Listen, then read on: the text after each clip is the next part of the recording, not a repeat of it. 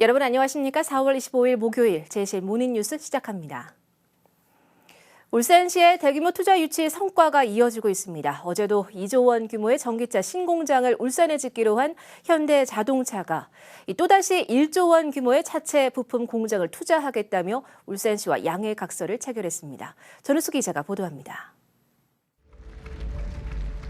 울산시가 지난 2022년 7월 현대자동차로부터 34년 만에 전기차 신공장을 유치한 데 이어 약 1조 원 규모의 또 다른 신공장 유치를 이끌어냈습니다. 현대자동차가 울산시와 신공장 투자 양해각서를 체결한 겁니다. 이번 협약 체결 역시 울산시의 적극적인 친기업 행정이 이뤄낸 성과라는 평가가 나옵니다. 특히 지난해 11월 착공에 들어간 전기차 신공장 허가 기간을 3년에서 10개월로 단축한 울산시의 기업 투자 지원 정책에 따라 울산이 신규 투자에 대한 리스크가 가장 낮은 지역으로 꼽혔다는 게 현대차의 설명입니다. 여기에 공장 자동화 전환에 따른 현대차 노사 간 단체 교섭도 한몫했습니다. 앞으로도 적극적인 행정 지원으로 기업의 후속 투자를 계속 확대하면서 울산을 친환경 자동차 중심도시로 만들어 가겠습니다. 100년을 내다보고 가야 됩니다. 그러니까 지금 150만 평의 레이아웃이 다 바뀝니다. 그것만 확실하고 그렇게 미래 먹거리 이렇게 해놓지 않으면은 우리가 이제 생존할 수 없기 때문에 청년들도 뭐 실업 문제를 좀 해소하고 정년 유자를 많이 참전할 수 있도록 저희들이 적극적으로 노력하겠습니다. 이번에 현대자동차가 투자를 약속한 신공장은 하이퍼캐스팅이라는 이름의 첨단 제조 공법으로 초대형 알루미늄 차체 부품을 생산하는 시설입니다. 기존에는 로봇을 이용해 여러 개의 철판을 일일이 용접이나 조립을 했지만 이 신공장에서는 6,000톤 이상의 대형 다이캐스팅 장비를 활용해 차체 부품을 생산하게 됩니다. 그만큼 생산 품질과 효율성을 높이는 획기적인 방식입니다. 신공장은 현재 조성 중인 전기자동차 신공장 부진의 24,000여 평 부지에 주저와 가공공장 1개 동과 금형공장 1개 동 등 모두 2개 동이 들어서며 투자액만 1조 원에 달합니다. 울산시는 현대차 하이퍼캐스팅 공장 건설에도 직원을 파견해 공장 건립을 위한 각종 인허가 기간을 단축하고 규제를 완화하는 등 기업 지원 활동을 강화하기로 했습니다. 현대차 하이퍼캐스팅 공장은 오는 7월 착공에 들어가 2025년 8월 준공해 2026년부터 본격적인 가동에 들어갈 예정입니다. 제시 뉴스 전우수입니다. 울산시는 어업인의 소득 안정을 위해서 소규모 어가와 어선원을 대상으로 연간 130만 원의 직불금을 지급합니다. 직불금 지급 대상은 연한 어업 허가 또는 양식업 허가를 받고 3년 이상 어업에 종사하며 어업 총수입이 1억 5천만 원 미만 등의 조건을 충족해야 합니다. 신청 기간은 5월 1일부터 6월 30일까지며 주소지 읍면동 행정복지센터에 접수하면 됩니다. 전국 생활체육 동호인들의 최대 축제인 2024 전국 생활체육 대축전이 오늘부터 28일까지 울산에서 개최됩니다. 이번 대축전은 울산 봄소풍에서 펼쳐지는 운동회라는 주제로 울산의 60개 경기장에서 41개 종목의 경기가 펼쳐지며 전국 17개 시도의 생활체육 동호인 2만여 명이 참가합니다. 또 한일 생활체육 교류를 위해서 일본 생활체육 동호인 156명도 배드민턴과 농구 등 9개 종목에 출전해 한일 간 우호 증진의 시간을 가질 예정입니다. 개회식은 축제 이틀째인 내일 오후 5시 30분 울산 종합운동장에서 열립니다. 울산 지역 소비자 심리지수가 5개월 만에 하락세로 돌아섰습니다. 한국은행 울산본부에 따르면 4월 울산 지역 소비자 심리지수는 100.9로 전달 대비 1.8포인트 하락한 데 이어 지난해 11월 이후 넉 달 연속 이어지던 상승세가 꺾였습니다. 특히 가계 수입 전망과 함께 물가와 금리 부담에 따른 소비 지출에 대한 부정적 심리가 커진 것으로 나타났습니다. 울주군의 드론 정책을 벤치마킹하려는 전국 지자체와 공공기관의 발길이 이어지고 있습니다. 울주군은 어제 산업통상자원부 비상안전기획관 일행이 울주군청을 방문해 드론 통합관제센터 운영 상황과 드론 실증사업 시연 등의 노하우를 공유했다고 밝혔습니다. 지난 2021년부터 드론 특구와 드론 실증도시 구축 사업에 잇따라 선정된 울주군은 드론 관련 다양한 사업을 펼치면서 지난해에만 지자체와 공공기관 10곳이 울주군을 찾았습니다. 앞서 이달 초에도 남원시와 방위사업청이 벤치마킹차 울주군을 방문한 데 이어 다음 달에는 김포시 등도 울주군을 방문할 예정인 것으로 전해졌습니다. 동구 명덕 호수공원 정비 사업이 완료돼 어제 준공식을 가졌습니다.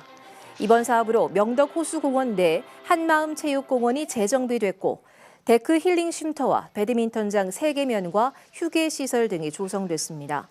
동구청 관계자는 명덕 호수공원 이용객이 증가하고 있기 때문에 주민들에게 아름답고 쾌적한 공원을 제공하기 위해 계속 노력하겠다고 말했습니다. 여름의 문턱에 들어서는 입하가 2주도 채 남지 않았습니다. 그만큼 바다를 찾는 사람들도 많아질 텐데 벌써부터 매년 문제가 되는 캠핑족들의 텐트 알박기도 시작됐습니다. 전두근 기자가 보도합니다. 늦은 주말 저녁, 캠핑을 즐기는 시민들의 텐트가 해변을 메우기 시작합니다. 일부 시민들은 화롯대에 장작을 넣고 불까지 피워놓습니다. 평일 낮에 다시 찾은 해변. 사람은 없지만 돌을 넣은 주머니로 단단히 고정된 텐트가 해변에 우두커니 서 있고 차량 뒤에 연결하는 캠핑카도 근처에 주차되어 있습니다. 캠핑하기 좋은 곳을 선점하기 위한 일명 알박기, 장박 텐트입니다. 주말 캠핑족이 남겨놓은 텐트를 두고 동네 주민들은 불만을 호소합니다. 외지에서 와서 이제 주말마다 놀고 가려고 이거 철거 안 하고 그대로 놔두고 가는 겁니다. 고기 구워 먹고 굉장해요. 이제 지저분해서 못 내려와요. 최근까지 사람이 사용한 듯한 흔적이 있는 텐트도 있었지만 방치된 걸로 보이는 텐트도 있습니다. 오랫동안 사용하지 않았는지 반쯤 무너져 내린 텐트 주변엔 야영객들이 버리고 간 듯한 쓰레기도 있습니다. 공유 수면에서의 텐트 알박기는 금지돼 있고 이를 어길 경우 1차적으로 개고 과정을 거친 뒤 나흘 정도의 유예 기간 후 강제 철거할 수 있도록 돼 있는데 지난 3년간 강제 철거되는 텐트는 매년 늘고 있습니다. 강제 철거되는 알박기 텐트가 점점 더 많아지고 있지만 행정적인 절차를 거쳐야 하고 취사 행위 등에 대해서 명확하게 규정돼 있지 않은 것도 문제입니다. 강제 정리할 수 있는 게 행정적으로 너무 이렇게 기간도 오래 걸리고 취사 행위 이런 거에 대해서는 공유수면관리법에 명확하게 되어 있지가 않아요. 전국 지자체에서 그걸 했을 때 계속 요구를 하죠. 해수욕장에서 텐트 알박기와 취사 행위를 금지하는 해수욕장법 개정안이 지난해 시행되긴 했지만 법적으로 울산에선 진화, 일상해수욕장만 해수욕장으로 분류돼 나머지 해변에는 올여름 알박기 텐트가 기승을 부릴까 우려됩니다. JCN 뉴스 전동훈입니다. HD현대중공업이 최근 미국 펜실베니아 소재 필리 조선소와 미국 정부가 발주하는 함정과 관공선의 건조와 유지 보수 사업에 대한 업무 협약을 체결하는 등 미국 방산 시장 공략에 적극 나서고 있습니다. 이번 협약에 따라 HD현대중공업은 미국 함정 사업 확장을 추진하고 있는 필리 조선소에 함정과 관공선 설계와 자재 패키지 공급 등을 지원하게 됩니다. 특히 HD현대중공업은 이번 협약을 계기로 미국 해군과 해경, 연방해운청의 함정과 관공선 분야까지 협력을 확대할 방침입니다. 현대차는 대한항공과 인천국제공항공사, KT, 현대건설과 함께 전라남도 고흥 국가종합비행성능시험장에서 약 5주간 진행한 한국형 도심항공교통 그랜드 챌린지 1단계를 성공적으로 완수했다고 밝혔습니다. 이번 도심항공교통 그랜드 챌린지는 국토교통부가 내년 국내 도심항공교통 상용화를 목표로 기체 안전성을 검증하기 위해 민관 합동으로 실시한 대규모 실증 사업입니다. 이번 검증에서는 특히 세계 최초로 전동 수직 이착륙 항공기와 도심 항공교통 운용 시스템, 5G 항공통신망 간의 통합 시스템의 검증을 성공적으로 완료했습니다. 고려아연은 이달부터 안전 실천 문화 확립을 위해서 비긴 어게인 운동을 본격적으로 전개한다고 밝혔습니다. 고려아연은 이번 비긴 어게인 운동으로 교통사고 예방과 건강관리 실천, 기초안전 확보 등 5개의 안전실천 테마를 지정해 안전하고 건강한 사업장을 구축해 나간다는 방침입니다. 특히 고려아연은 전 구성이 기초안전규칙을 자발적으로 실천하고 습관화해서 안전한 회사를 만들어가자는 의미에서 전사적으로 이 운동을 펼쳐 나가게 됐다고 설명했습니다. 울산상공회의소 지식재산센터는 어제 롯데호텔에서 IP 기반 해외 진출 지원 기업 지정서 수여식을 개최했습니다. 수여식에서는 스마트전자와 국일인토트 등 올해 신규로 선정된 17개 회사의 지정서를 수여했으며 2021년 선정된 10개사에는 졸업 확인서와 함께 글로벌 IP 스타기업 현판을 전달했습니다. 울산상인은 수출 중소기업 경쟁력 강화를 위해서 2009년부터 현재까지 총 173개 기업을 지원 기업으로 선정해 육성하고 있으며 올해는 신규 지정 17개사를 포함해 모두 33개사를 육성할 계획입니다.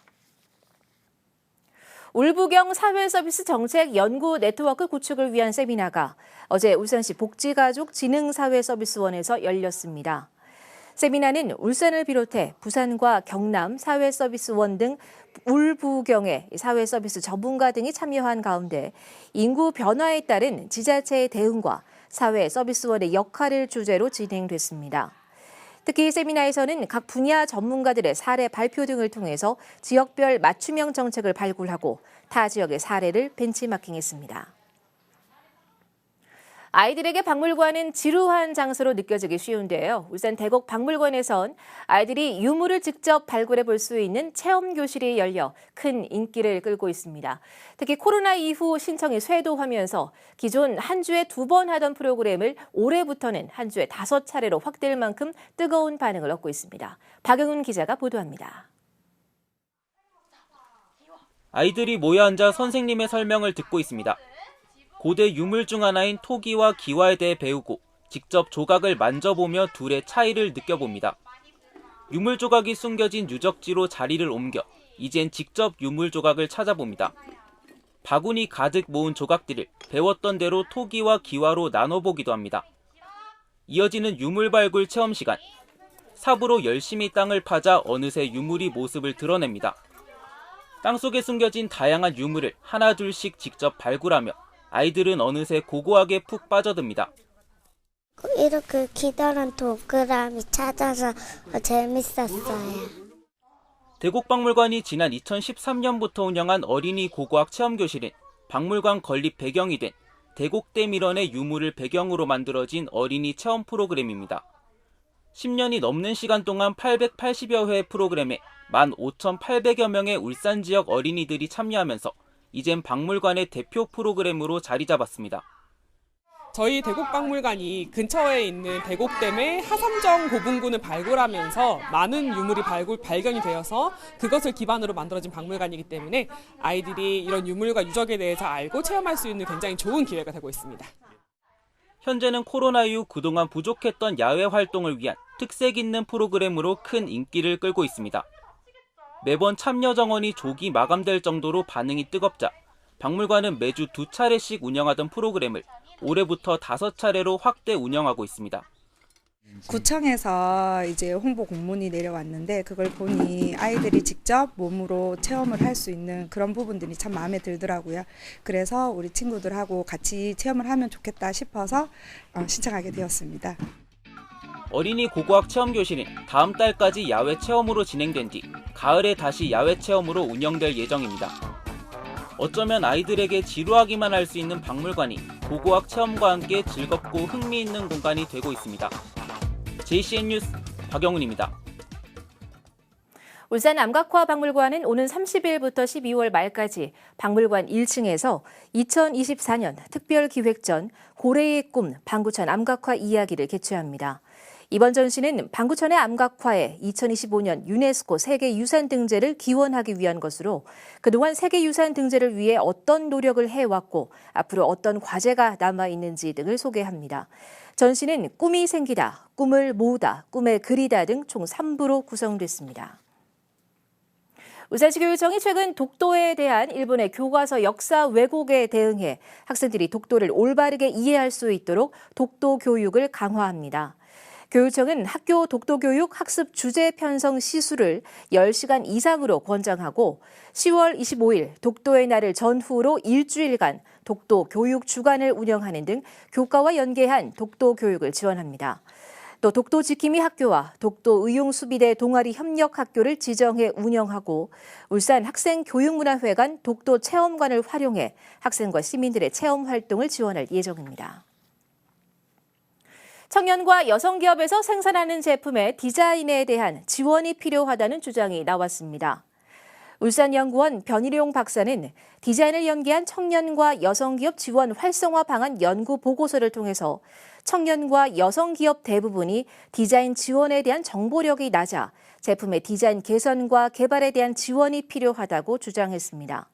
변 박사는 이를 위해 지난해 1월 울산대학교에 문을 연 디자인 주도 제조혁신센터가 이들 기업의 디자인 관련 프로그램을 지원하는 산업 디자인 플랫폼 역할을 해야 한다고 강조했습니다. 남구 일자리 종합센터의 제1회 구인 구직 일자리 매칭데이가 어제 열렸습니다. 행사는 기존의 대규모 일자리 박람회 대신 변화하는 채용 시장의 이해를 돕고 구직자들에게 현장 면접 기회를 늘려주기 위해 마련됐습니다. 어제 행사에는 관내 14개 구인 기업이 참여해서 41명의 신규 직원을 모집했고 특강과 체험 부스, 취업 스트레스 검사 등의 다양한 프로그램도 진행됐습니다. 행사에서 남구청은 울산 남구 중소기업협의회와 청년 일자리 채용을 확대하기 위한 남구 청년 일자리 매치업 업무 협약식을 가졌습니다. 전북 장수군의 한 축산 연구소에서 고급 품종 한우씨 수소 정액을 훔쳐 구속된 30대 남성이 울주군 한우씨 수소 정액 절도범과 동일범인 것으로 나타났습니다. 울주경찰서는 CCTV 분석 등을 통해 구속 수감 중인 30대 남성 A씨를 피의자로 특정하고 조사한 결과 A씨가 범행을 자백해 A씨를 야간 건조물 침입 절도 혐의로 입건했습니다. A씨는 앞서 지난달 5일 밤 9시 45분쯤 울주군 언야급의 한 축산 농가 창고에서 1,000만 원 상당의 한우씨 수소 정액 샘플 60개를 훔친 혐의를 받고 있습니다. 조사 결과 훔친 샘플 중 20개는 개당 37만 원에 판매했고 나머지 40개는 녹아버려 폐기한 것으로 드러났습니다. 제시의 모닝뉴스를 마칩니다. 함께해 주신 여러분 고맙습니다.